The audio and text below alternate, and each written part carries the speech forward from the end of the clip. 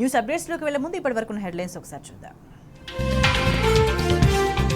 స్థానిక సంస్థల ఎన్నికల కోసమే రేవంత్ రైతు భరోసా నాటకం.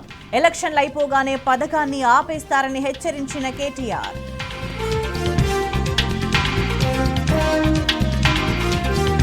కేసీఆర్ హయాంలో ధీమా, రేవంత్ పాలనలో కష్టాలు. కాంగ్రెస్ సర్కార్ రైతులను దగా చేస్తోందన్న బీఆర్ఎస్ నేతలు.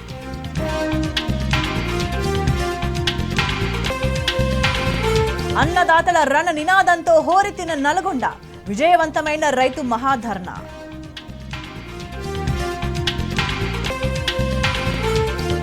ఎస్సీ వర్గీకరణపై రేవంత్ ప్రభుత్వం నిర్లక్ష్యం. వెంటనే అమలు చేయాలని మందకృష్ణ మాదిగ డిమాండ్.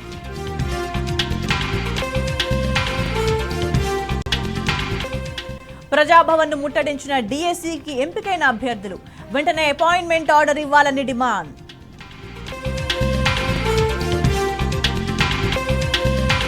అత్యంత కిరాతకంగా భార్యను హత్య చేసిన గురుమూర్తి.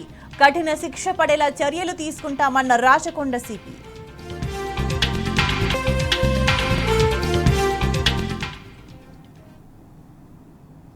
మీర్పేట్కు చెందిన వెంకట మాధవిని భర్త గురుమూర్తి అత్యంత కిరాతకంగా హతమార్చాడని రాచకొండ పోలీస్ కమిషనర్ సుధీర్ బాబు వివరించారు. కావాలనే మాధవితో గురుమూర్తి గొడవ పడ్డానని తెలిపారు. మాధవిని గోడకు కొడితే స్పృహ తప్పి పడిపోయిందన్నారు. ఆ తర్వాత ఊపిరాడకుండా చేసి హతమార్చాడని పేర్కొన్నారు. మాధవిని హతమార్చిన తర్వాత జరిగిన విషయాన్ని ఆమె మేనమామతో గురుమూర్తి చెప్పాడని సిపి సుధీర్ బాబు వెల్లడించారు. మేనమామ పోలీసులకు విషయాన్ని తెలిపాడని వివరించారు. మృతదేహాన్ని ముక్కలు ముక్కలు చేసి పౌడర్గా పడవేసే సమయంలో కూడా అబద్ధాలు చెప్పాడని సుధీర్ బాబు తెలిపారు. వెంకట మాధవి ఈవిడ నేరస్తుడు గురుమూర్తి యొక్క జీవిత భాగస్వామి. 30 సంవత్సరాల వయసు ఉంటుంది. వీళ్ళు జేపీ చెరువు అని చెప్పేసి ఉన్నటువంటి విలేజ్లో ప్రకాశం డిస్ట్రిక్ట్ నుంచి నేటివ్ ప్లేస్. ఇక్కడ వచ్చి జిల్లెలగూడలో వాళ్ళు నివాసం ఉంటున్నారు. ఇక్కడ ఇతను నేరస్తుడు గురుమూర్తి 39 సంవత్సరాలు. ఇంతకుముందు ఆర్మీలో పనిచేసి వచ్చాడు. ఫుల్ టర్మ్ అతను ఆర్మీలో సర్వ్ చేసి వచ్చాడు. వచ్చిన తర్వాత ఇక్కడ చిన్నగా ప్రైవేట్ దాంట్లో కానీ అక్కడ ఉద్యోగాలు చేసుకుంటూ జీవితం సాగిస్తున్నాడు సెక్యూరిటీ గార్డ్గా. ఈ క్రమంలో వాళ్ళకున్న ఇద్దరు ఉన్నప్పుడు వీళ్ళు ఈ సంక్రాంతి సందర్భంగా వాళ్ళ పిల్లలతో పాటు ఈ డిసీజ్ యొక్క రిలేటివ్స్ ఇంటికి వెళ్ళడం జరిగింది. వెళ్ళి అక్కడ ఉండి మళ్ళీ రిటర్న్ వచ్చడం, మళ్ళీ రావడం, మళ్ళీ వెళ్ళడం జరుగుతుంది. ఇట్లా సంక్రాంతి ముందు రోజు, సంక్రాంతి రోజు కూడా జరిగింది. 15th నైట్ వచ్చారు. 16th మార్నింగ్ రోజు అతను ఆవేశంతో ఇప్పుడు మా చుట్టాల దగ్గర బాగా ఉంది కదా, మంచిగా పిల్లలు అక్కడే ఉన్నారు అని మళ్ళీ అనేటువంటి అనాలోచితపూర్వమైనటువంటి ఒక అనవసరమైనటువంటి లైక్ సడన్ ప్రొవొకేషన్ అని కూడా అనలేము. దీనికి పర్పెట్రేషన్ ఉంది, దానికి ప్లానింగ్ ఉంది. పిల్లల్ని అక్కడే ఉంచేసి వచ్చాడు. ఇతను ఈ విషయాలు అకారణంగా గొడవ పెట్టుకొని అతను వైఫ్ మీద దాడి చేయాలనే ఉద్దేశంతో ఎవిడెన్స్ పిల్లలు ఉంటే తెలుస్తుందని చెప్పేసి పిల్లల్ని వాళ్ళ చుట్టాల ఇంట్లోనే పెట్టేసి ఇక్కడ రావడం జరిగింది. వచ్చి భార్య పైన ఆ రోజు మార్నింగ్ ఆవిడని కొట్టడం స్టార్ట్ చేశాడు. తీసుకెళ్ళి గోడకు ఆవిడ తలను స్మాష్ చేశాడు, గట్టిగా కొట్టాడు గోడకి. She sustained injuries and then అంటే షీ ఫెల్ డౌన్. అప్పుడు పైన కూర్చొని గొంతు నులిమేసేసి ఆవిడ చంపడం జరిగింది. ఇది ఎలా మనకు తెలిసిందంటే ఈ జరిగిన విషయాలన్నీ కూడా తర్వాత తీసుకెళ్ళి నది అక్కడ చెరువులో ఎలా వేశాడు అని అన్నీ కూడా, ట్యాంక్లో ఎలా వేశాడు అనే అన్నీ కూడా మనకు వీళ్ళ ఈరోజు వస్తువు వెళ్తున్నాడు కదా, మేము అతను ఎంక్వైరీ ఎగ్జామిన్ చేస్తున్నాం, మళ్ళీ పంపిస్తున్నాం, మళ్ళీ వస్తున్నాడు. ఆ ప్రాసెస్లో ఈరోజు ఉదయం వాళ్ళ ఈ అమ్మాయి చనిపోయిన వాళ్ళ అమ్మాయి మేనమామకు ఇతను చెప్పాడు జరిగింది ఏంటి ఇట్లా అని చెప్పేసి. ఆయన ముందు కన్ఫెస్ చేశాడు. ఆ కన్ఫెస్ చేసింది అతను వచ్చి మళ్ళీ మన పోలీస్ స్టేషన్ పిలిచినప్పుడు ఇలా జరిగిందని చెప్పాడు ఇదంతా. దీంట్లో ఇవన్నీ కొట్టడం జరిగిన తర్వాత, ఆవిడ చనిపోయిన తర్వాత ఆవిడ్ని ఇంట్లో ఉన్నటువంటి కత్తితో ఫస్ట్ లెగ్స్ కట్ చేసి, తర్వాత 2 చేతులు బాడీ పార్ట్ ఒకటి, దెన్ తల, ఈ 4 పార్ట్స్ కట్ చేసి వీటిని ఒక వాటర్లో పెట్టి హీట్ చేస్తాం కదా మనం చిన్నప్పుడు స్నానం చేయడానికి పెట్టుకునే అటువంటి దాంట్లో పెట్టి చిన్న చిన్న పార్ట్స్ చేసినవన్నీ పెట్టి వాటి హీట్ చేశాడు, బాయిల్ చేశాడు. తర్వాత వాటిని తీసుకున్న బాయిల్ చేసిన తర్వాత ఈ ఆ పీసెస్ తీసుకెళ్ళి even it's so I mean I don't understand how a person can behave like this. It's ultimate stature of barbaric nature, inhuman way of doing things. Utterly it is rarest of rare ways of doing and killing a person this way without ఏ మాత్రం పాశ్చాత్తాపం లేని విధంగా. ఆ ఇంట్లో చంపిన తర్వాత, ఆ చిన్న ఇల్లులో చంపిన తర్వాత ఒక ఇంట్లో రెంట్కుంటాడు అతను. చంపిన ఆ బాడీలో ఉన్న పార్ట్స్ తీసుకెళ్ళి ఒక పెద్ద స్టవ్, వాళ్ళ ఇంట్లో గెస్ట్లు వచ్చినప్పుడు చేయడానికి ఒక స్టవ్ ఉంది, దానిపైన పెట్టేసేసి ఆ సిలిండర్ కనెక్షన్ ఇచ్చేసేసి ఈ బాడీ బాయిల్ చేసిన పీసెస్ని ఆ మంటలో పెట్టి కాల్చాడు. కాల్చిన తర్వాత అన్ని పీసెస్ కాల్చిన తర్వాత అప్పుడు అతను అవి తీసేసి ఒక పెస్టల్తో దాన్ని రోకలి బండ దాంతో తీసుకొని ముక్కలుగా చేసి, అది వేడి అయింది, బాయిల్ అయింది, వేడి అయింది కాబట్టి అది చాలా ఈజీగా ఉంటుంది కాబట్టి దాన్ని పగలగొట్టడం జరిగింది, చిన్న చిన్న పౌడర్ లాగా అయిపోయింది. అయితే లొకాట్ ప్రిన్సిపల్ ఉంటుంది, ఇక్కడ నేరస్తుడుగా నేరం చేసినప్పుడు తప్పకుండా ఆయన యొక్క ఎవిడెన్స్ అక్కడ వదిలిపెడతాడు. ఆ ఎవిడెన్స్ వదిలిపెట్టిన ఎవిడెన్స్ని పట్టుకోవడమే ఆ పోలీస్ అధికారుల బాధ్యత. సో ఆ ప్రిన్సిపల్ మాకు ట్రైనింగ్లో చెప్పిన ప్రిన్సిపల్ ఆధారంగా ఇతను చేస్తున్న తప్పులు అతను అనుకున్నాడు అది ఎవరు చూడరు, ఎవరు ఒక్కడే ఉన్నారు కదా అని. కానీ we got sufficient evidence to prove this and we got that. అది చేసిన తర్వాత ఆ ముక్కలు అవన్నీ చేసి ఒక బకెట్లో వేసి 6 o'clock టైంలో ఈవినింగ్ తీసుకెళ్ళి అక్కడ ఉన్నటువంటి జిల్లాల కూడా చెరువు దగ్గర తీసుకెళ్ళి, పెద్ద చెరువు తీసుకెళ్ళి అక్కడ వేసాడు. వేసేసి ఒక బకెట్లో ఒక పెయింట్ చేస్తారు కదా, ఆ పెయింట్ వేసే దాంట్లో పెట్టి తీసుకువేస్తాడు. అది తీసుకెళ్ళినామంటే బకెట్ కంటైనర్ ఏది ఉందో అది సీజ్ చేయడం జరిగింది. దాని తర్వాత అతను ashes I don't understand how to explain it. మీరు చాలా బాగా మీ ప్రెస్ వాళ్ళు చెప్తారు కానీ as a police officer I am not able to explain you the way, the cruel way you are behaving. So అలా చేసిన తర్వాత దెన్ నీ కేమ్ బ్యాక్ హోమ్. మళ్ళీ మొత్తం అంతా పొద్దున్న నుంచి కడిగినట్టుగానే మళ్ళీ కడిగి వాసన రాకుండా చూసి మళ్ళీ వెళ్ళి పిల్లల్ని తీసుకొని వచ్చాడు.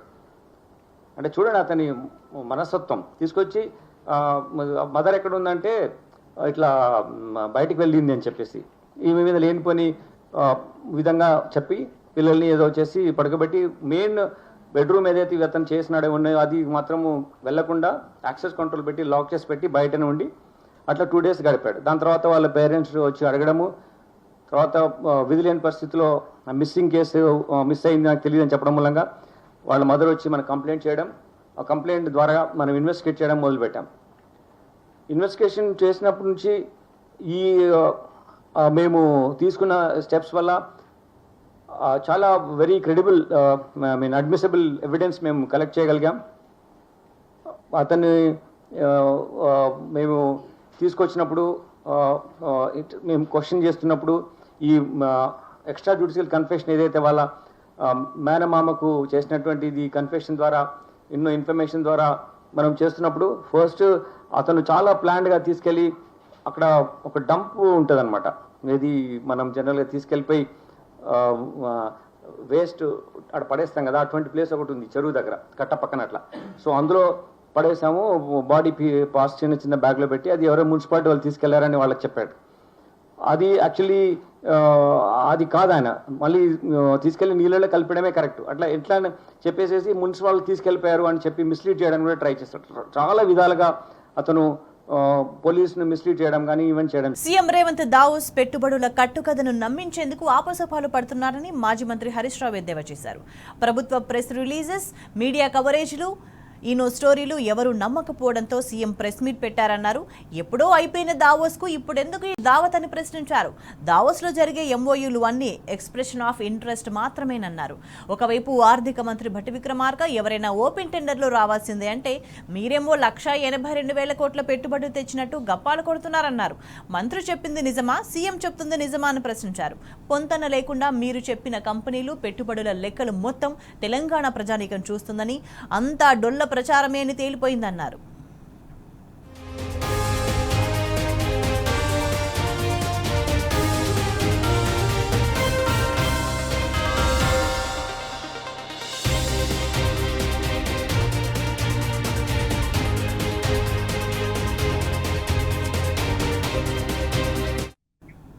అన్నదాతలపై రేవంత్ వ్యాఖ్యలను హరీష్ రావు తీవ్రంగా ఖండించారు. రైతు భరోసా కోసం గంపెడాసతో కొండంత ఆందోళనతో ఎదురు చూస్తున్న రైతుల ఆరాటాన్ని చిల్లర పంచాయతీ అంటావాన్ని నిలదీశారు. గతంలో రైతు బంధును బిచ్చమన్నావు, ఇప్పుడు రైతు భరోసాను చిల్లర పంచాయతీ అంటున్నావు. సంక్రాంతికి ఇస్తానన్న సంగతి తేలిపోయింది. 26 జనవరి చేదు మాత్రే అయింది. ఇప్పుడు గడువు మార్చి 31కి పెంచావు. ఇదేంటని ప్రశ్నిస్తే చిల్లర పంచాయతీ అంటున్నావని తీవ్ర స్థాయిలో మండిపడ్డారు. అప్పుల పాలవుతున్న రైతుల ఆవేదన పక్కన పెట్టి మీ ప్రచారం వినాలా అని నిలదీశారు. రైతుల అప్పులు ముఖ్యమా, దావోస్ డబ్బులు ముఖ్యమా అని ప్రశ్నించారు. మీ సెల్ఫ్ డబ్బాకు, మీ వెకిలి సెటైర్లకు కాలం చెల్లిందని ఇకనైనా రేవంత్ రెడ్డి కళ్లు తెరవాలన్నారు. రేవంత్ రెడ్డిలో అటెన్షన్ డిక్రీజింగ్ డిజార్డర్ మొదలైందని, తన మాటలు ఎవరూ నమ్మడం లేదని ఆందోళన పెరిగిపోయిందన్నారు.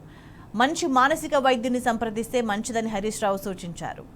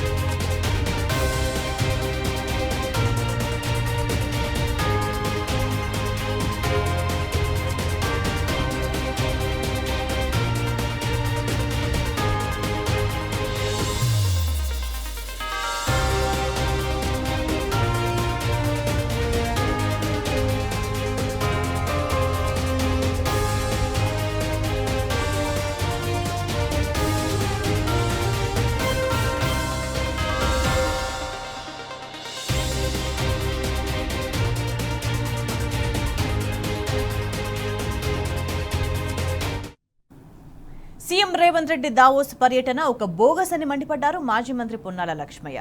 బోగస్ కంపెనీలతో ఒప్పందాలు కుదుర్చుకుని రేవంత్ ప్రచార ఆర్భటాలు చేస్తున్నారన్నారు. దావోస్ పర్యటనలో అంకెల గారడి తప్ప పెట్టుబడుల లెక్కల్లో వాస్తవం లేదన్నారు. కేటీఆర్ కృషి వల్లే తెలంగాణకు గతంలో భారీ పెట్టుబడులు వచ్చాయన్నారు పొన్నాల. ముఖ్యమంత్రి గారు సరే పెట్టుబడులు తీసుకురావడానికి విదేశాలకు వెళ్ళడం, కంపెనీలతో చర్చించడం ఇది కొత్త ఏం కాదు. సరే ఎన్ని వచ్చాయి, ఎన్ని వస్తాయి, చివరికి ఎన్ని మిగిలాయి అనేది అది వేరే అంశం. కానీ ముఖ్యమంత్రి గారేమో ఇది అతిపెద్ద విజయం అని మాట్లాడారు. సంబంధిత మంత్రి ఏమో మాట్లాడుతూ ఇది అంత పెద్ద విజయం కాదు అనే మాట మాట్లాడి, ఇవన్నీ పెట్టుబడులు వచ్చి ఆశించిన మేరకు ఉద్యోగావకాశాలు కల్పించబడ్డ నాడే అతిపెద్ద విజయం అనే మాట. పెట్టుబడులు ఒక పద్ధతి ప్రకారం వస్తాయి, ఒక ఆలోచన ప్రకారం వస్తాయి. గతంలో చేసిన దానికి కంటిన్యూషన్ ఉందా లేదా అనేది ఒకటి, జాగ్రాఫికల్ లొకేషన్ సహకరిస్తుందా లేదా అనేది ఒకటి, ఇవన్నీ ఉన్నాయి. అవును, మహారాష్ట్రలో మొదటి నుంచి పెట్టుబడులు వస్తున్నాయి. ఏది కొత్తగా వచ్చిన ముఖ్యమంత్రిని చూసి పెట్టారా 18 లక్షలు? నిన్ను చూసి 1,78,000 కోట్లు వచ్చాయా? దీనికి కారణం 1997 నుంచి 2023 వరకు గణాంకాలు కనుక వస్తే చర్చించి ముందర పెడతాను. ఎస్, పునాదులు వేశారు, విత్తనం వేస్తాం, కాయలు కాసే అవకాశం వస్తుంది. కాయలు కాసినంత మాత్రాన నేను రాగానే కాయలు కాసిన అంటే ఎవరు నమ్ముతారా? ఎంతమంది ఐటీ కంపెనీల ప్రముఖులను మీరు కనీసం మర్యాదపూర్వకంగా కలుస్తామన్నా నెలల కొద్దీ కలవకుండా ఉన్న నగ్న సత్యాలు లేవా? అందుకోసం వచ్చిందా? మీరు కలవకుండా ఉండి ఎప్పుడో ఒకసారి ఇక్కడ కలిస్తే వచ్చింది అనుకోవాలా? ఉద్యోగాలు దాదాపు 9,05,000 ఉద్యోగాలు ఐటీ కంపెనీలో వచ్చాయి 10 సంవత్సరాల్లో. 6 లక్షల పైచీలకు కొత్త ఉద్యోగాలు వచ్చిన అవకాశం గత 10 సంవత్సరాల్లో వస్తే 1997లో 12,000 ఉన్నాయి.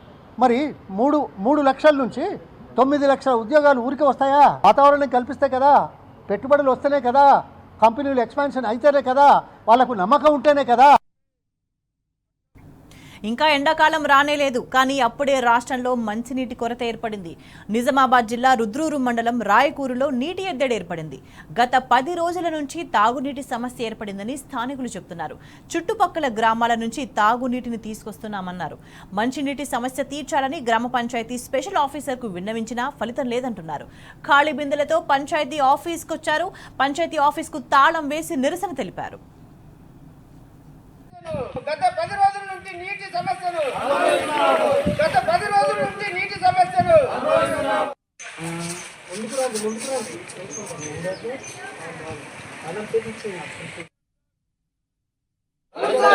అంబేద్కర్ కాలనీ నీటి సమస్యను సగం గ్రామ పంచాయతీ సగం ఊరికి నీటి సమస్య సగం నీటి సమస్యను గత 10 రోజుల నుండి నీటి సమస్యను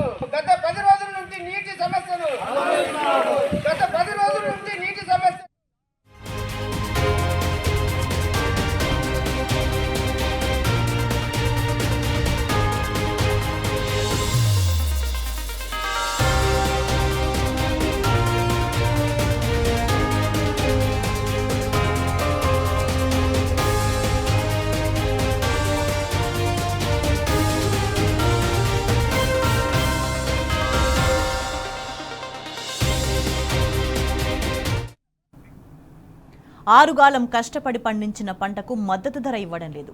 వేరుశెనగ పంటకు గిట్టుబాటు ధర ఇవ్వాలని మహబూబ్ నగర్ మార్కెట్లో రైతులు ఆందోళనకు దిగారు. సమీపంలో ఉన్న బోయపల్లి గేట్ రైల్వే పట్టాలపై నిరసన తెలిపారు.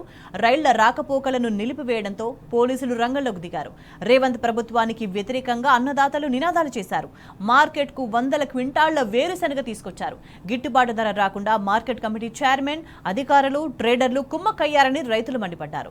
రైతులు ఆందోళన చేయడంతో మార్కెట్ కమిటీ అధికారులు అక్కడి నుంచి జారుకున్నారు.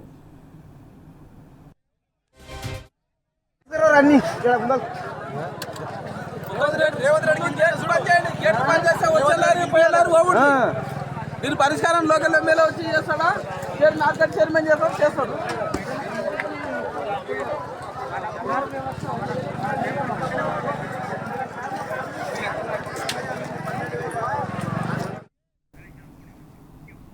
ఈ ఆందోళనకు సంబంధించి మరింత సమాచారం మా ప్రతినిధి నరేష్ అందిస్తారు. నరేష్, ఏంటి పరిస్థితి అక్కడ?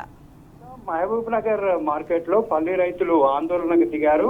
కనీస మద్దతు ధర కూడా లభించినటువంటి పరిస్థితి ఉంది. గత 4-5 రోజుల నుంచి కూడా మహబూబ్ నగర్ తో పాటు మిగతా మార్కెట్లకు, జిల్లాలో ఉన్నటువంటి జడ్చర్ల కావచ్చు, వనపర్తి మార్కెట్ల కూడా పెద్ద ఎత్తున వేరుశెనగను తీసుకొని రైతులు వస్తూ ఉన్నారు. అయితే కనీస మద్దతు ధర సంబంధించి 6,190 రూపాయలు గరిష్ట ధరగా ఉంది, 3,150 రూపాయలు కనిష్ట ధరగా ఉంది. అయితే కనీస ధర కూడా దక్కకపోవడంతో రైతులు ఆందోళనకు దిగుతూ ఉన్నారు. 6 కాలం కష్టపడి పండించినటువంటి పల్లికి కనీస ధర కూడా రాకపోవడంతో కనీసం పెట్టుబడి ఖర్చులు కూడా వెళ్లేటటువంటి పరిస్థితి లేదని రైతులు ఆందోళన బాట పట్టారు. మహబూబ్ నగర్ మార్కెట్ లో ఆందోళన చేశారు. మహబూబ్ నగర్ మార్కెట్ పక్కనే ఉన్నటువంటి బోయపల్లి గేట్ కి వద్దకు వచ్చి రైళ్లు ఆపేటటువంటి ప్రయత్నం చేశారు. వారిని రైతులని పోలీసులు అడ్డుకొని తిరిగి మార్కెట్ లోకి పంపించారు. మహబూబ్ నగర్ తో పాటు మిగతా మార్కెట్లలో కూడా గత 4-5 రోజుల నుంచి కూడా పల్లి రైతులు ఆందోళన చేసినటువంటి పరిస్థితి మనం ఉమ్మడి మహబూబ్ నగర్ జిల్లాలో చూస్తున్నాము.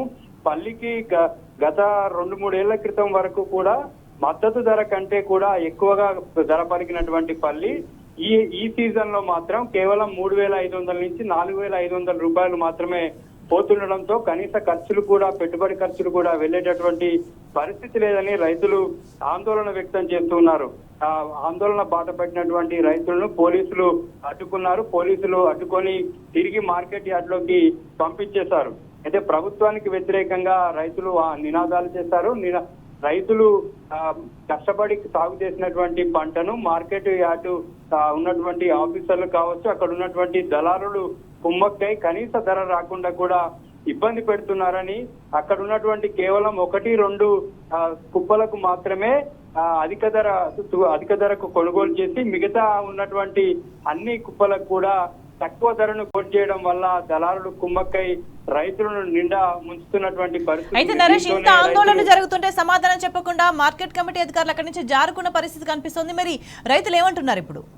అయితే పెద్ద ఎత్తున మార్కెట్ యార్డ్ లోకి పల్లిని తీసుకొని రైతులు రావడం జరిగింది. అయితే కేవలం ఒకరిద్దరికి మాత్రమే, దాంట్లో అంతమంది రైతులు వచ్చినటువంటి సందర్భంలో కేవలం ఒకరిద్దరు రైతులకు మాత్రమే 6,000-6,500 వరకు ఇచ్చేటటువంటి పరిస్థితి ఉంది. మిగతా వారికి ఇవ్వడం లేదు. దీంతో రైతులంతా కూడా మార్కెట్ ఆఫీస్ ను ముట్టడించేటటువంటి ప్రయత్నం చేశారు. ఒక్కసారిగా పెద్ద ఎత్తున రైతులు ఆందోళనకు దిగడంతో చేసేదేం లేక అధికారులు అక్కడి నుంచి వెళ్లిపోయినటువంటి పరిస్థితి. తర్వాత పోలీస్ బందోబస్తు మధ్య అక్కడ ఉన్నటువంటి స్థానిక తహసీల్దార్ కావచ్చు, వ్యవసాయ అధికారులు కావచ్చు, మార్కెట్ యార్డ్కి సంబంధించినటువంటి సిబ్బంది కావచ్చు, అక్కడికి చేరుకొని రైతులతోని చర్చలు జరిపారు. చర్చలు జరిపి మీ అందరికి కూడా న్యాయం చేస్తాము, మంచి ధర ఇస్తామని చెప్పి వారు హామీ ఇవ్వడంతో రైతులు ఆందోళనకు దిగారు. అయితే గత కొంతకాలం కూడా ఈసారి పల్లి దిగుబడి ఎక్కువగా రావడంతో ధరలు తక్కువ అని చెప్పి మార్కెట్ వర్గాలు చెప్తున్నారు. కానీ గత 2-3 ఏళ్ల కిందటి వరకు కూడా అధిక ధరకు పల్లిని విక్రయించినటువంటి పరిస్థితి మనం ఉమ్మడి మహబూబ్ నగర్ జిల్లాలో చూస్తాము. పల్లిని ఇక్కడ ఉన్నటువంటి నాణ్యమైనటువంటి పల్లి ఇది ఎక్స్పోర్ట్ కూడా పనికొస్తుంది. మహబూబ్ నగర్ జిల్లాలో పండించేటటువంటి పల్లి చాలా క్వాలిటీ ఉంటుంది, ఎక్కువ రోజులు నిల్వ ఉంటుంది. ఈ పల్లి విదేశాలకు ఎక్స్పోర్ట్ అయ్యేటటువంటి పరిస్థితులు ఉండేవి. కానీ ప్రస్తుతం అటువంటి పరిస్థితులు లేకపోవడంతో దేశీయంగానే ఈ యొక్క పల్లిని ఇక్కడే అమ్ముకోవాల్సినటువంటి పరిస్థితి ఉంది. దీంతో ఎగుమతులు లేకపోవడంతోనే కొంత ధర తగ్గినట్టుగా ఇటు మార్కెట్ వర్గాలు చెప్తున్నాయి. కానీ రైతులు మాత్రం కనీసం ఇటు పెట్టుబడి సాయం లేకపోవడము, ఇటు పెట్టుబడి ఖర్చులు కూడా వెళ్ళేటటువంటి పరిస్థితి లేదని రైతులు ఆందోళన వ్యక్తం చేస్తున్నారు. తమకు కనీసం మద్దతు ధర కల్పించి ఆదుకోవాలని చెప్పి రైతులు డిమాండ్ చేస్తున్నారు. స్వేచ్ఛ. రైట్ నరేష్.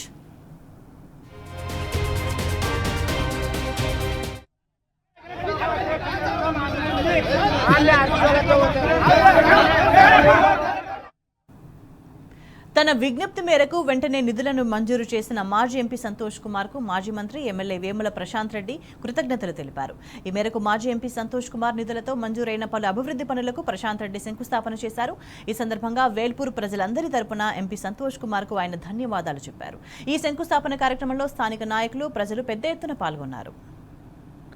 సంతోష్ కుమార్ గారు వారి నిధుల నుండి 25 లక్షల రూపాయలు స్కూల్ బిల్డింగ్ల కోసం, అట్లాగే 35 లక్షల రూపాయలు స్టేడియం, ఇండోర్ స్టేడియం కోసం, అట్లాగే 20 లక్షల రూపాయలు ముదిరా సంఘ భవనం కోసం, అట్లాగే 1,02,00,000 రూపాయలు ప్రైమరీ స్కూల్ బిల్డింగ్ కోసం, అట్లాగే 5 లక్షల రూపాయలు గ్రేవ్యార్డ్ యొక్క కాంపౌండ్ వాల్ కోసం, అట్లాగే 2 లక్షలు అంజుమన్ సొసైటీలో టాయిలెట్స్ కోసం, మొత్తంగా దాదాపు 2 కోట్ల పైచిలుకు మరి వాళ్ళ మంజూరు చేసుకుని వాటికి శంకుస్థాపనలు చేసుకోబోతున్నాం.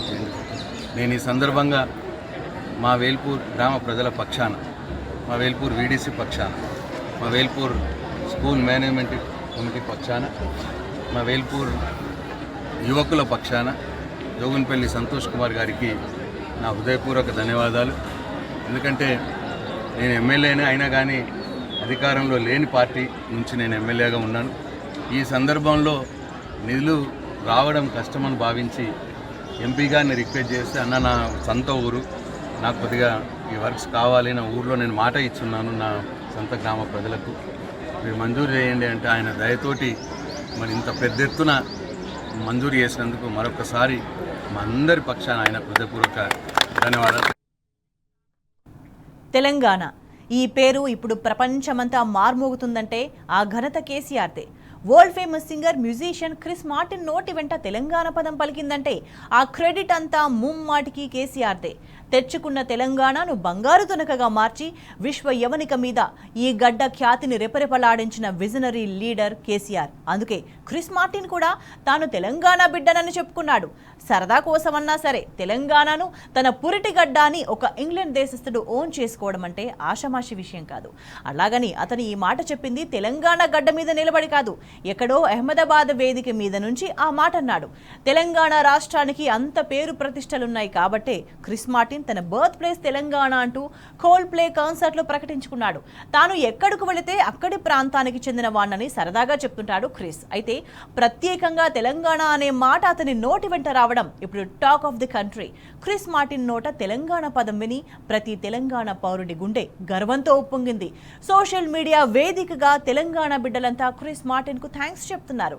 తెలంగాణలో పుట్టినందుకు తామంతా గర్విస్తున్నామంటూ ట్వీట్ చేస్తున్నారు. Telangana, everyone knows that.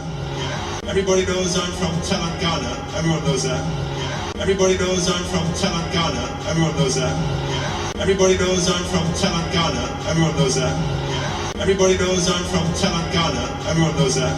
Yeah. Everybody knows I'm from Telangana, everyone knows that. Yeah. Everybody knows I'm from Telangana. Everyone knows that. Yeah. Everybody knows I'm. That's all for now. Stay tuned.